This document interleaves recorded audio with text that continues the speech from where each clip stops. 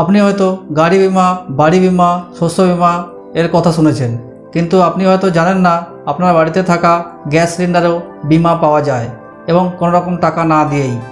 আজ আপনাদের বলবো গ্যাস সিলিন্ডারের বিমাতে কি কি সুবিধা পাওয়া যায় এবং এই সুবিধা কিভাবে ক্লেম করব। আমি জয়দীপ, আপনারা দেখছেন জয় ইনফরমেশন। চলুন শুরু করি।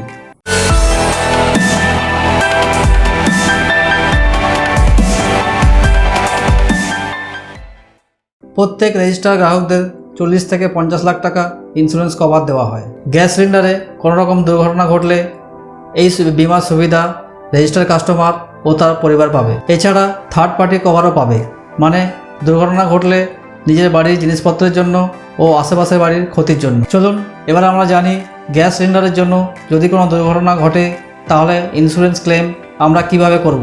প্রথমে লোকাল পুলিশ থানাতে জানাবো।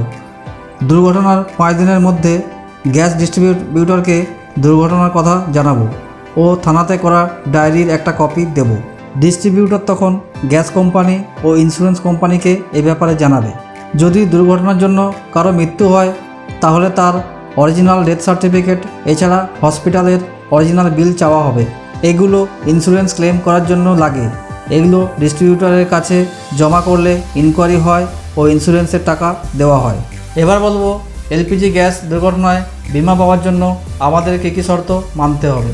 গ্যাস কানেকশান বৈধ হতে হবে, গ্যাস ওভেন আইএসআই চিহ্ন থাকতে হবে, গ্যাস পাইপ আইএসআই মার্ক থাকতে হবে, গ্যাসের জায়গায় কোনো কারেন্টের খোলা তার যেন না থাকে, গ্যাস সিলিন্ডারের থেকে গ্যাস ওভেন এর উচ্চতা যেন বেশি থাকে। তাহলে আপনারা জানলেন গ্যাস দুর্ঘটনায় ক্লেম কিভাবে পাওয়া যায় ও ক্লেম করার জন্য কী কী শর্ত মানতে হয়। আপনাদের কিছু প্রশ্ন থাকলে কমেন্ট করতে পারেন। ভিডিওটা ভালো লাগলে সাবস্ক্রাইব করুন।